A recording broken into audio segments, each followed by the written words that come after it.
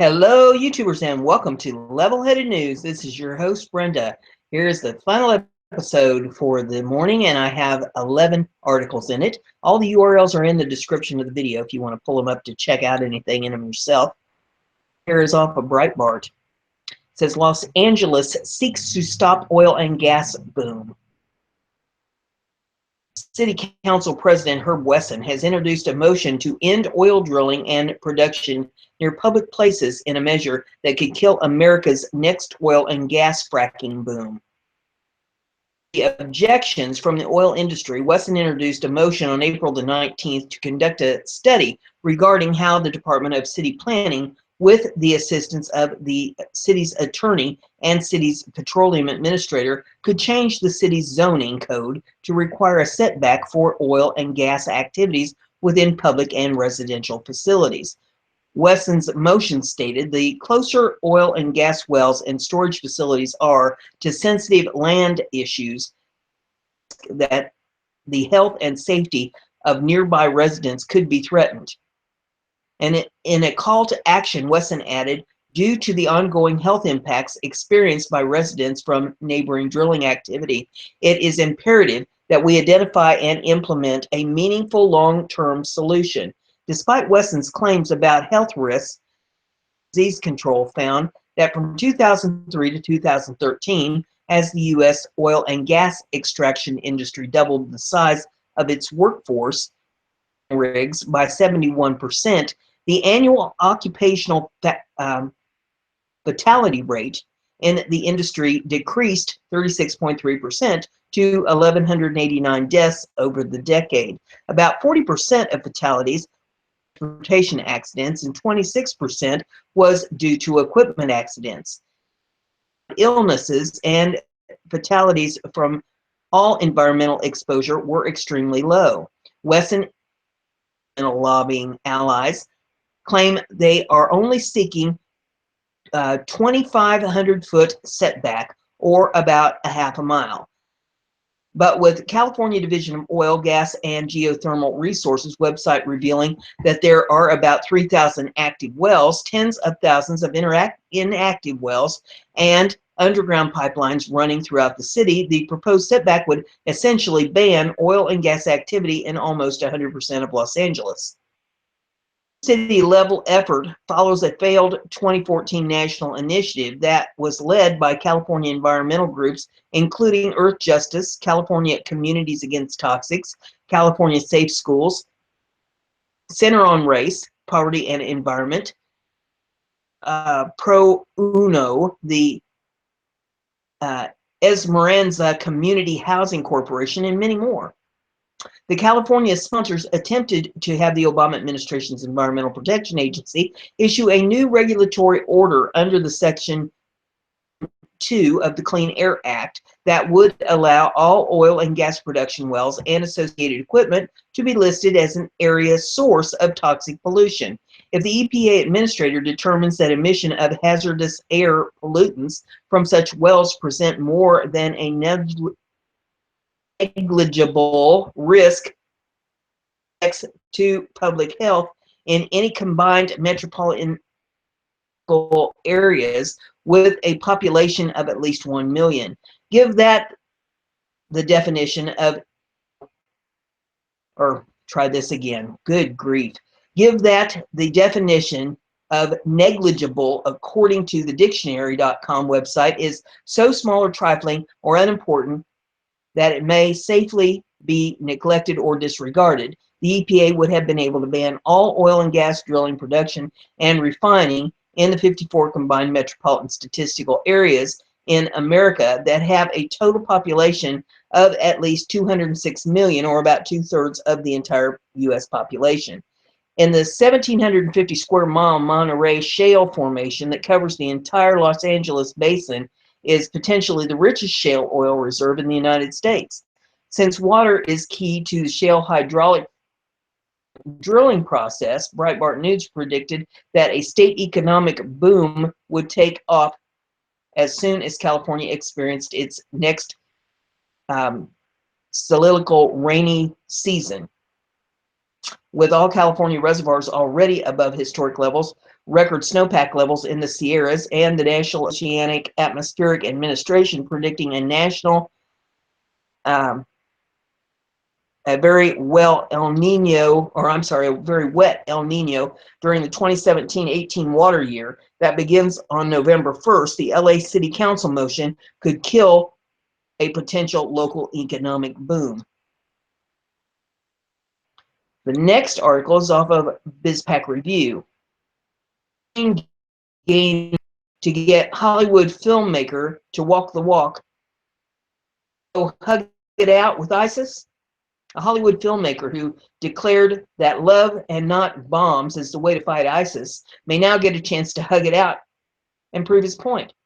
Josh Fox is being challenged on his words following his argument that love stops hate and bombings only create more ISIS.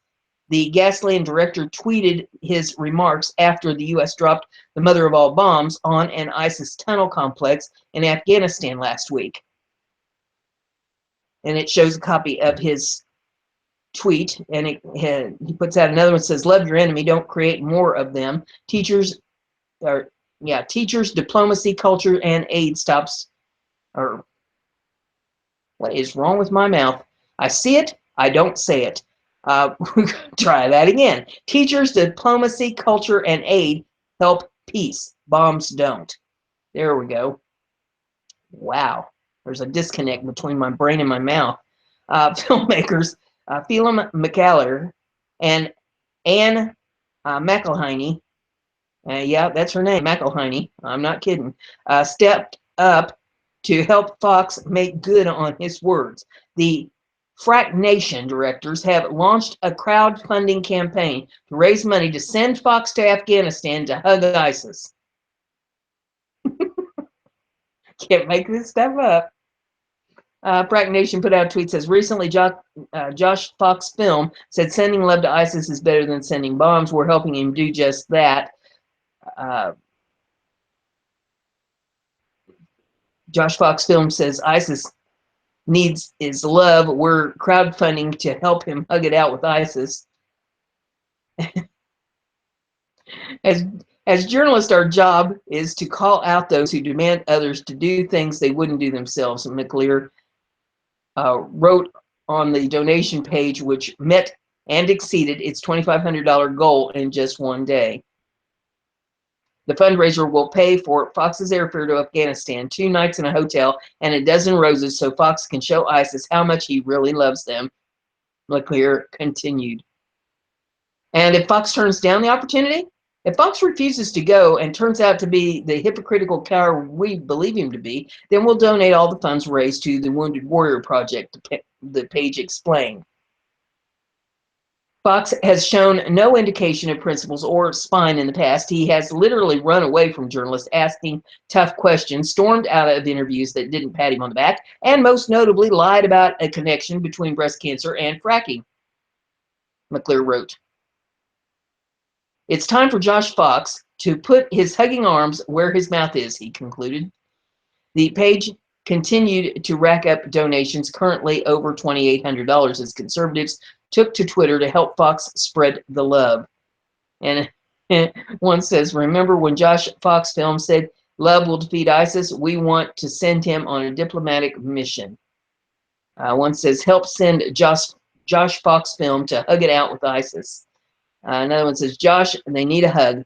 We want to send you to give them one. And there's a bunch more tweets in this if you want to pull them up and entertain yourself with that. Good gravy. The next one here is off of Liberty Headlines. It says, Michigan business groups oppose proposed border tax. Michigan business organizations want to put the brakes on a section of the GOP tax reform plan that would tax goods imported into the country, arguing that the measure could burden import-dependent companies such as car makers. A study released this month by Freedom Partners, a nonprofit nonpartisan policy institute, found that Michigan would be ground zero in terms of potential new tax burdens imposed by the proposed border tax or border adjustment tax called BAT. The tax proposed would impose a 20% tax on everything imported into the United States, including parts and raw material for manufactured goods. Michigan, perhaps not coincidentally, is both the most sensitive state to a border adjustment tax and the state with the most auto manufacturing jobs, says the Freedom Partners report, which found that imported goods represent 27.4% of Michigan's gross domestic product.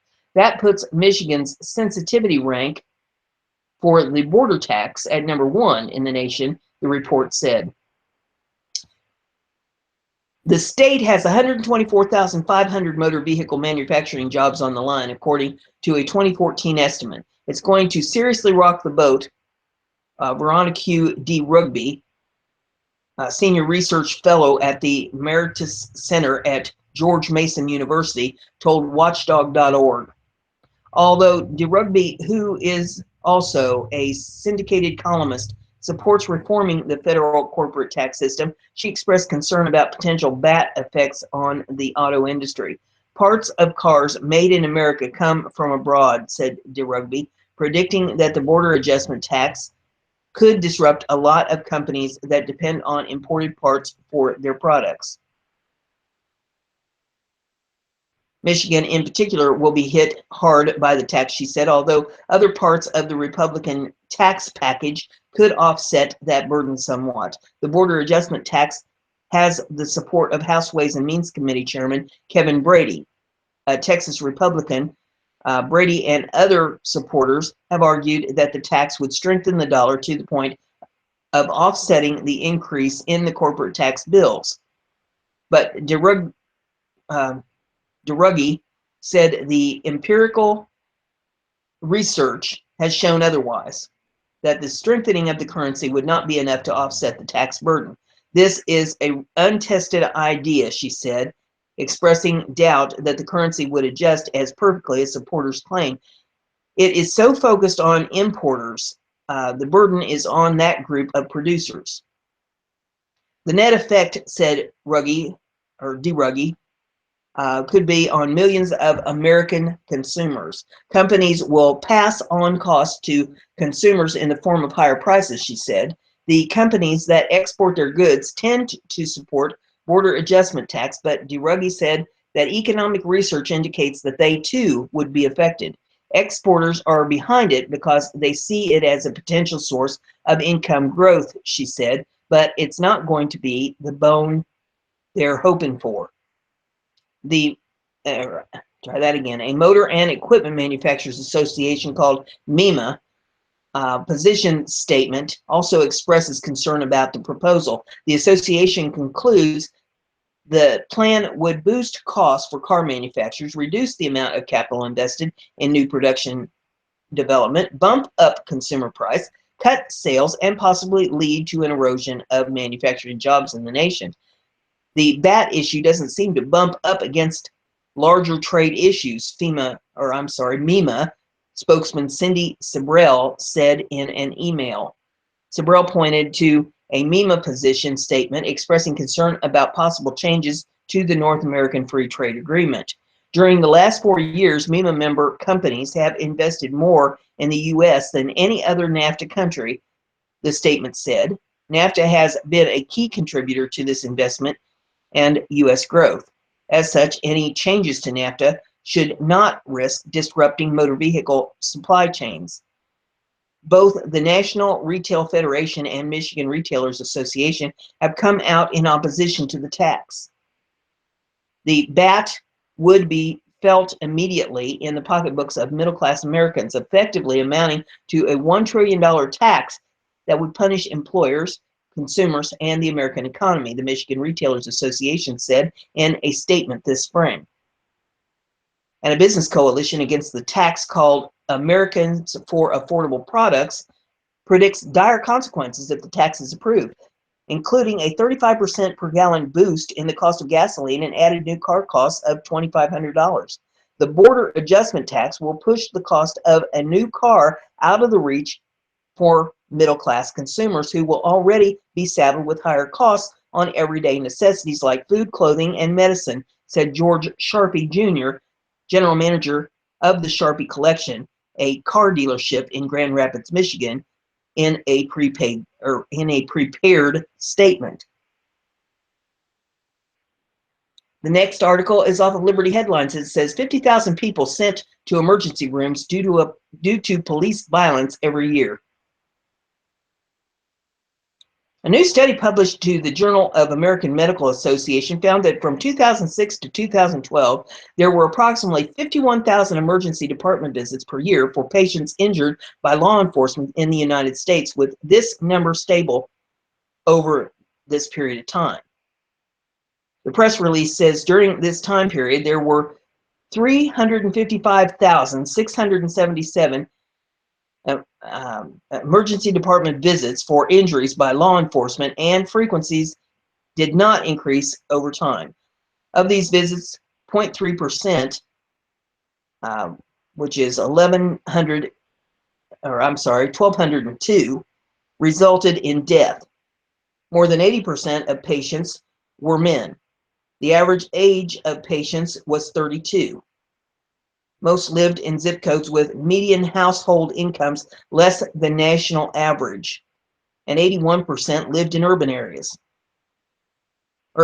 Injuries by law enforcement were more common in the South and West, and less common in the Northeast and Midwest. Most injuries by law enforcement resulted from being struck with gunshot and stab wounds. Accounting for fewer than 7%, most injuries were minor. Medically identified substance abuse was common in patients injured by police, as was mental illness.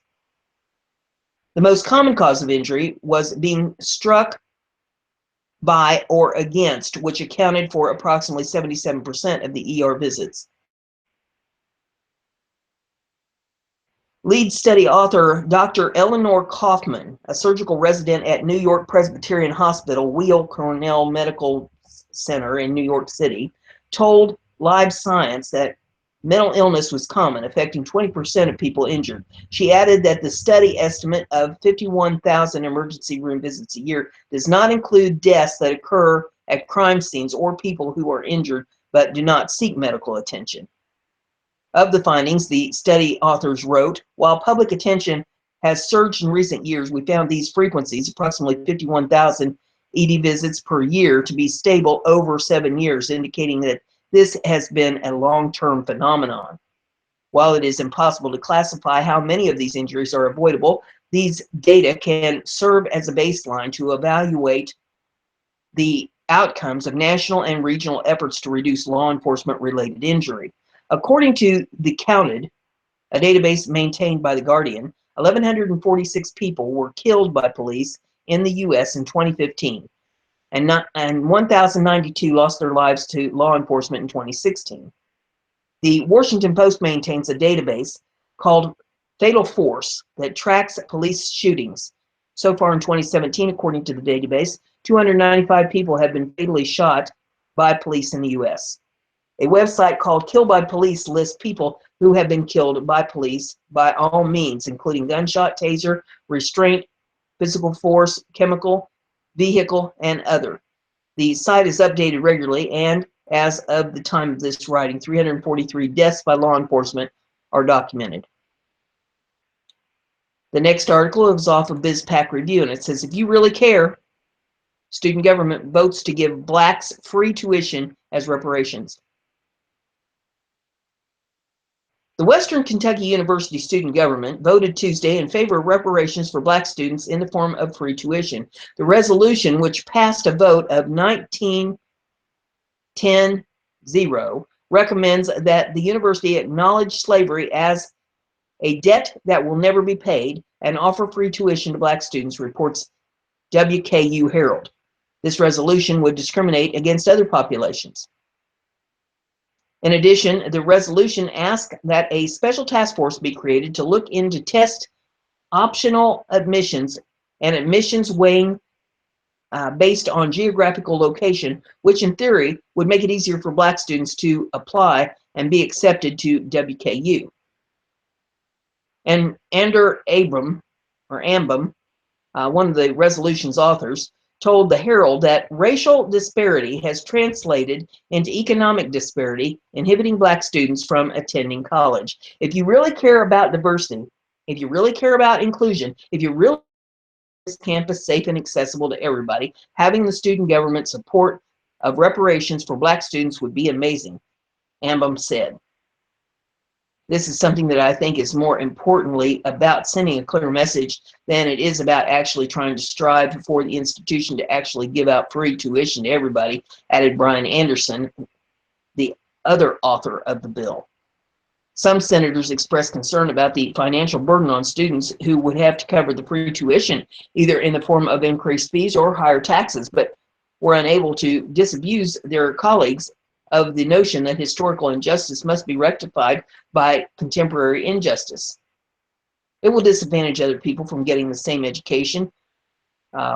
Senator William Hurst said, "I'm not discounting that there is an obvious disadvantage to African American students, but this resolution would discriminate against other populations."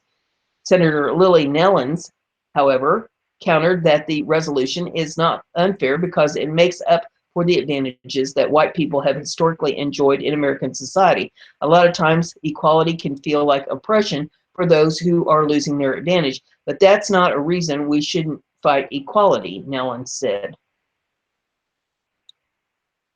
The next article is off the Daily Signal. It says, "The insane punishment a school gave a teen over a water gun." You can't make this stuff up. What is the appropriate punishment for a high school student found on campus in possession of a water gun? The Otauga County Board of Education, which covers communities near Montgomery, Alabama, decided that a 16-year-old girl with a water gun was in violation of the board's firearm policy. So Sarah Elena Laney Nichols received a 1-year expulsion. According to a report in the Montgomery Advertiser, Laney explained that she acquired the water pistol as a joke from a male classmate in a school hallway at Prattville High School. The school security cameras captured footage of Laney holding the toy gun, but not of the male student holding it at any time. He received no punishment. Laney said she put the water pistol in her backpack and then the same day on the back seat of her car in the school parking lot. It went unnoticed by the principal and school officials until a classmate reported to the administration a few days later that Laney had a gun. Prattville High School followed proper procedures, questioning Laney. She told them that the purported gun was really a water gun and was in her car parked on school grounds at the time. Confirming that Laney in fact possessed a harmless piece of plastic, school officials successfully cleared the threat. Laney's mother, Tara Herring, says her daughter got a 10-day suspension. Herring conceded that the black water pistol may have looked like a real gun at first glance, but is made of plastic and clearly distinguishable the second someone touches it. That could have been the end of the story, but the school board decided to hand down a 1-year expulsion for Laney's violation of the Parent-Student Code of Conduct, which classifies possession of a weapon as a major offense punishable by expulsion. The board's policy manual prohibits students from possessing firearms on school grounds, including cars parked in the school lot. Any student who violates this policy shall be expelled for a period of 1 year, it says. The policy manual, however, also provides that the superintendent of schools may modify the expulsion requirement on a case-by-case basis. Thus far, Superintendent Spence Agee has declined to comment on the incident, although if he has any common sense, he'll modify this draconian penalty. Also at issue is whether Laney's water pistol even qualifies as a prohibited firearm under school board rules. The Code of Conduct broadly defines a firearm as an object that is designed to or may readily be converted to expel a projectile by the action of an explosive charge or by compressed air or by spring action. A water gun could fall under this broad definition of a firearm only if water qualifies as a projectile and the plastic toy used compressed air or spring mechanism to release it. Surely the board did not envision a harmless water gun when it adopted its firearm prohibition. The policy manual provides an even stricter definition by adopting the definition of a firearm provided by federal law 18 U.S.C. 921. Under the statute, a firearm is any weapon including a starter gun, which will or is designed to or may readily be converted to expel a projectile by action of an explosion or explosive, notably not a water gun. As the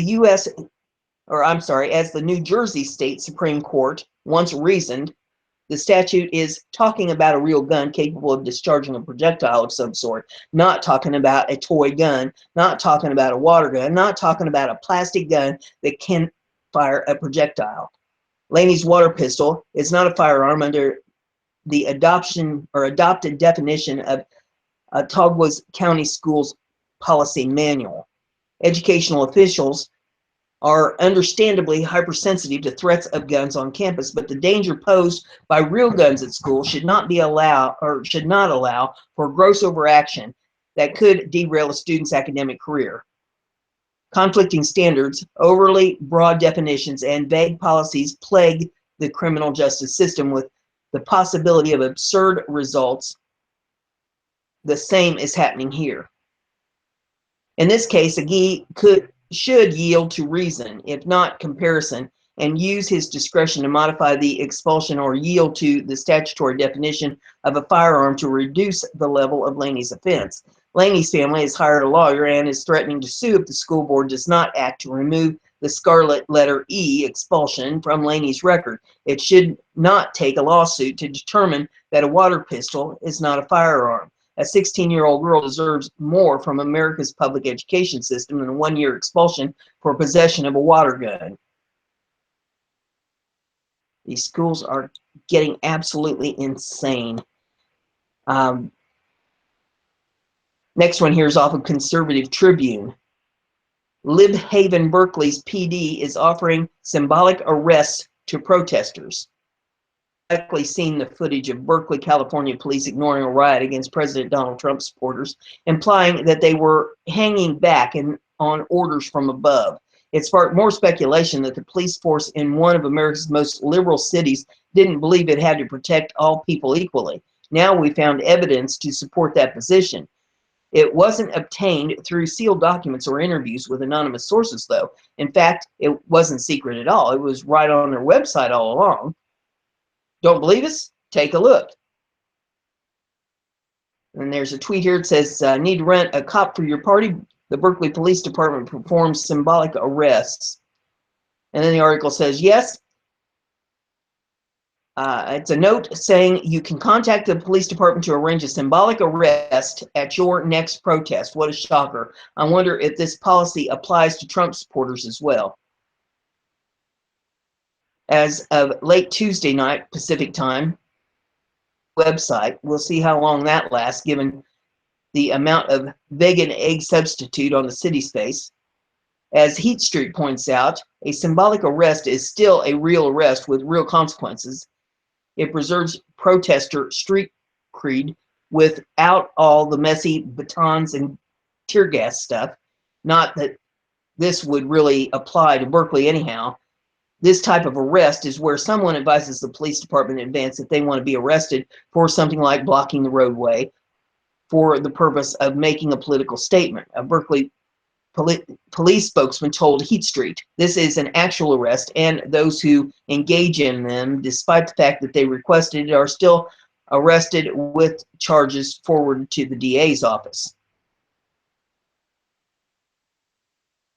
The press even reported that offering symbolic arrest was one of the ways that authorities explored to end the Dakota Access Pipeline protest. Of course, the problem isn't the fact that Berkeley is offering symbolic arrests to liberal protesters, but the fact that they didn't seem particularly interested in arresting those same people with a non-symbolic way when they attacked Trump supporters.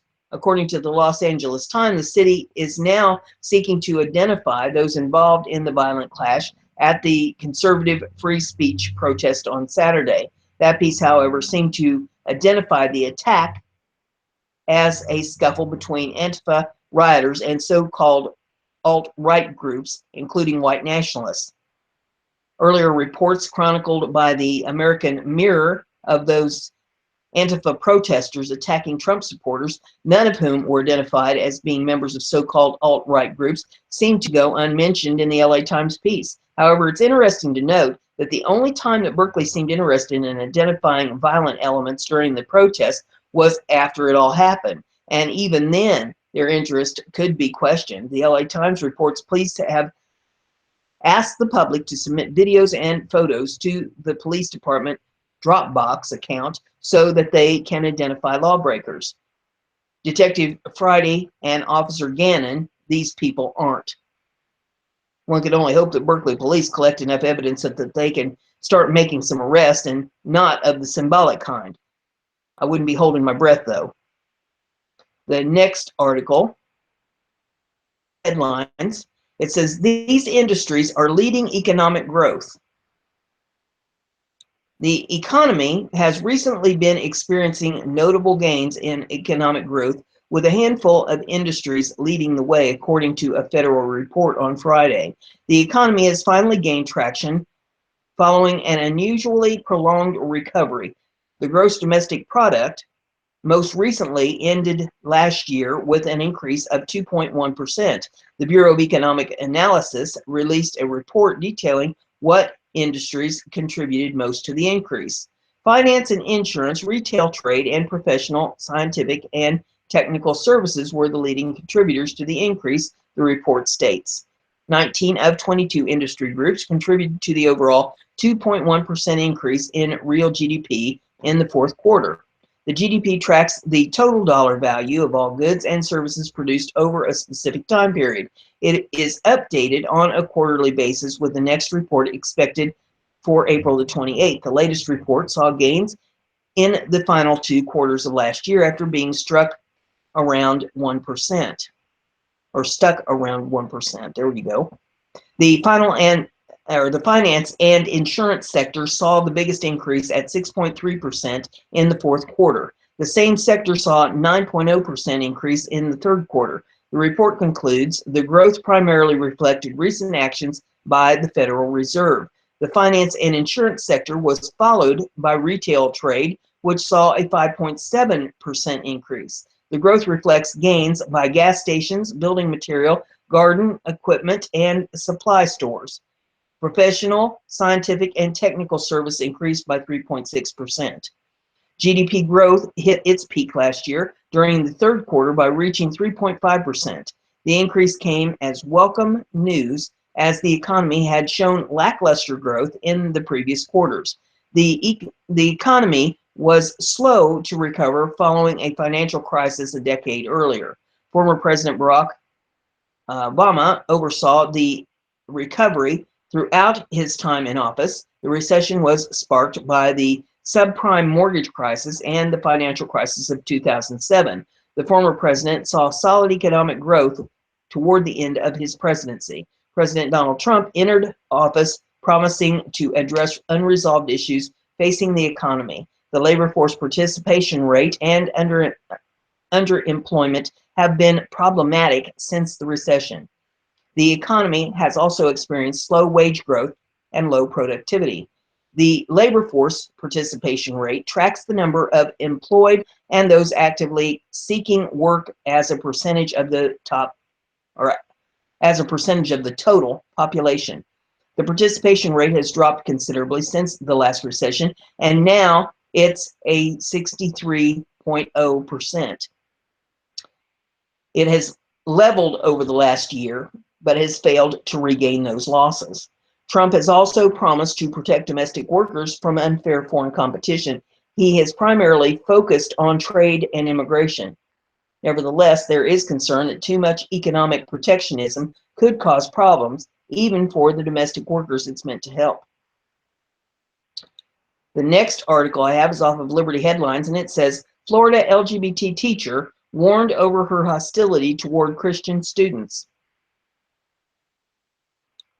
A public high school teacher in Hillsborough, Florida, tweeted that she planned to lead her students to participate in a day of silence organized by the Gay, Lesbian, and Straight Education Network. on Friday as an act of protest to highlight alleged discrimination against the LGBTQ community. The Christian advocacy organization, Liberty Counsel, sent a letter to Hillsborough County Public Schools demanding they prohibit math teacher Laura Jane Reedus from obstructing students' religious liberty and promoting her personal politics in the classroom. On March the 21st, oh my, on March the 21st, Reedus retweeted, can't get my tongue to work. She retweeted a message to GLSEN, that's that gay, lesbian, whatever thing, documenting her search for lesson plans that could coordinate with the Day of Silence protest. It represents her most recent attempt to advance her liberal political agenda in her classroom at Riverview High School. Liberty Counsel also documented her denunciation of Christian and otherwise conservative practices and expression in her classroom. According to GLSEN's website, the Day of Silence is a student-led event calling upon schools around the nation to participate. Students from middle school to college take a vow of silence in an effort to encourage schools and classmates to address the problem of anti-LGBTQ behavior by illustrating the silent effect of bullying and harassment on LGBTQ students and those perceived to be LGBTQ, according to the website. In a guide for educators, GLSEN suggests teachers create lesson plans to allow students who participate in the silent protest to continue in their engagement with classroom materials. Educators have a huge role to play leading up to and on GLSEN's Day of Silence. The Day of Silence is still a school day when learning needs to happen. In the letter to the superintendent of the Hillsborough Schools, Liberty Counsel lawyers Mary E. McAllister and Richard L. Mast wrote that their clients, who are parents of children under Reedus' care, have experienced several incidents in which the teacher barred her students from displaying their faith. Ms. Reedus has prohibited at least 3 children from wearing Christian cross necklaces in her classroom, claiming on occasion that they are gang symbols. McAllister and Mast said, they are not gang symbols, but are symbols of personal faith. Parents also reported that Reedus fastened stickers to the iconic LGBTQ rainbow onto notebooks of their children without students' permission.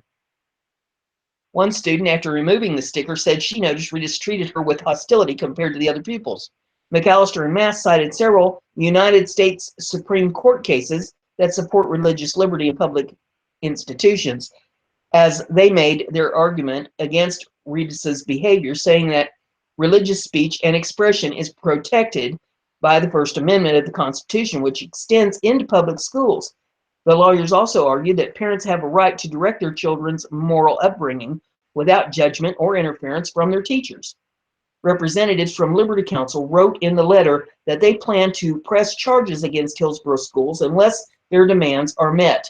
The Hillsborough County School District is hereby on notice that any further violations of students' rights in this fashion will be viewed by Liberty Counsel as sufficient to support a federal lawsuit for civil rights violations.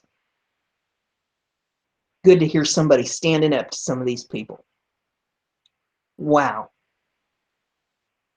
Next one's off BizPack Review, and it says, this is your laugh for the day. If this doesn't make you laugh, I don't know what. It's off BizPack Review. It says, Starbucks barista goes ballistic in hilarious rant after exhausting day making the hottest new drink.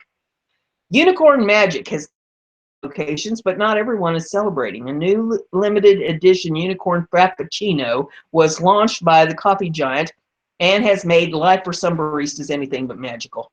A Colorado barista named Braden Burson just couldn't take any more and went on an epic rant about the pink and blue swirl drink, posting a video begging customers not to order it. And there is his video in this if you want to see it. He says, the new Unicorn Frappuccino came out today. And for most of you who don't know, the Unicorn Frappuccino is a mango-based cream Frappuccino, no coffee, and basically has sour stuff in the middle. Tastes like a sweet tart, Burson said in the video he shared on Twitter, but then removed. And says, because it's been so popular online, everyone is like, oh my gosh, I need to try it when it comes out. He continued before shouting into the camera, please don't get it, Burson begged. I have never made so many Frappuccinos in my entire life. My hands are completely sticky. I have unicorn crap all up in my hair and on my nose. I have never been so stressed out in my entire life. If you love us as baristas, don't order it. Apparently, other baristas have also been struggling with the magical concoction since its debut on Wednesday, and they put out tweets like this. I totally feel your pain. I was a barista when the strawberry and cream trap came out. Same madness, just a few more days. Another one says, it was just so bad, just so bad. Another one says, I totally get what you're ranting about. I worked part-time one Christmas eons ago when the mini chocolate chip Frappuccino came out. Yuck. Another one says, this connects with me spiritually as a barista today. Another one says, I relate to this so well. Today has been one hell of a day for us baristas. And the article continues. It says, if you love us baristas, don't order it, Burson concluded in his video. For the love of God and everything that's good, don't get the Unicorn Frappuccino. According to the Starbucks website, the flavor-changing, color-changing, totally not made-up drink, which is being offered through April the 23rd, has no coffee but features magical flavors that go from sweet and fruity to sour. And Starbucks put out a tweet that says, as rare as a unicorn, the color-changing, flavor-changing Unicorn Frappuccino here for a limited time at participating stores. Swirl it to reveal a color-changing spectacle of purple and pink. It's finished with whipped cream and sprinkled with pink and blue fairy powders, Starbucks noted. Told the Associated Press that he didn't expect all the publicity and had not intended to downgrade the Starbucks drink, according to KOMO News. Starbucks also released a statement on Thursday saying they would be reaching out to Burson to talk about his experience and how to make it better. Oh, I bet they will. Though the company said customers' reaction to the Unicorn Frappuccino has exceeded everyone's expectations, the verdict on its taste is still not in. Love it or hate it, however, Twitter users definitely express themselves, and they say things like, just released a Unicorn Frappuccino, and people lost it, as you can imagine. Yo, I need to try that Starbucks Unicorn Frap. Another one says, I sampled the new Starbucks Unicorn drink, and it tastes like Robitussin and strawberry fluoride. Just get iced coffee and thank me later. Another one says, so as I sit there with my Starbucks Unicorn Frappuccino, I realized drinks, just like men, can be deceiving. Another one says, how to properly drink a Starbucks Unicorn Frappuccino. Thanks, Starbucks, for Unicorn Fraps. Another one says, my social media and everybody around me has a unicorn drink.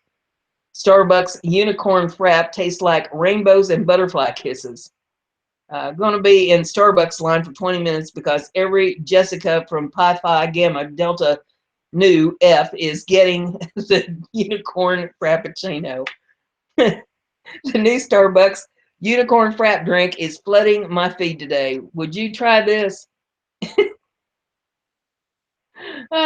Barista says, may I take your order? And me, no, I'm just here to say your unicorn drink is stupid. Oh, now from the ridiculous to the sublime. This one you're going to need a tissue for if you have any feelings in your heart whatsoever. This is off a BizPack review, and here it goes. Farm dad rewards hardworking son with Cubs ticks and has everyone in tears, but the story just gets better. Hard work always leads to rewards, sometimes when they're least expected. 9-year-old Colt Kyler was just finishing up a long day of chores on the farm when his father rewarded the young Chicago Cubs fan with something extra special: tickets to the Cubs versus St. Louis Cardinals game at the historic Wrigley Field. Hannah Himes, Colt's older half-sister, said the tickets were well-deserved for many reasons. Colt has been helping his dad on the farm for a couple years with the cows, but recently Colt got 2 pigs to show for 4-H, a youth development and mentoring organization. For the first time, so he's had to work extra hard, Himes wrote to ABC News in an email. He also made the travel baseball team again this year, so he's been busy with regular season travel team, farm chores, Cub Scouts, and he's also an honor roll student. The clip posted by Himes, Colt's father, Andy Kyler, told the youngster that he was being tested that day with a long string of chores. "And you never once complained," he told his son. Himes described what Colt's day consisted of.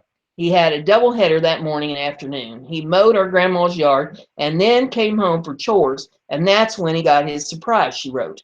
Before he was given the tickets, he was asked if he would help with something that would take the whole day to do, and not knowing that it was, or trying this again, and not knowing what it was, he still volunteered to help. I think more people in the world should take note of Colt's work ethic, attitude, and thankfulness. Now, keep in mind, this boy's only 9 years old. It says Himes indicated that the tickets represented a couple of firsts for Colt. "It will be his first time watching the Cubs in person and his first time to Wrigley," said Himes. "We're all so excited for him. It'll be a good father-son day." The video Himes posted went viral and attracted the attention of Cubs third baseman outfielder Chris Bryant, who decided to make Colt's day at Wrigley Field extra special. He sent out a tweet saying, "Can't wait to see you, Colt." Other Cubs greats got in the swing of things and upgraded their seats. One says, "Rizzo has them covered." Another one says, "This is awesome. When you come for the Colt game, I'll have BP passes waiting for you. No better place to see the Cubs than right on the field." Not only did the Cubs' first baseman, Anthony Rizzo, come through, but so did pitcher John Lester, who offered father and son his personal box seats. Lester put out a tweet that says, "Hey, Colt, I know you guys have tickets, but how about you and your dad sit in my personal seats when y'all come to Wrigley?" And the hearts of America melted. One puts out a tweet here. Paul McGrath says, "You got to hit one for this kid." Another one puts out a tweet, says, "We from the farm towns love seeing this farm family represent proudly." Another one says, "I managed to hold out until the final thank you." Another one says, "Impossible not to." Another one says, "Why you make me cry?" Another one says, "Liberals take notice, parenting 101. Another one says, "Priceless."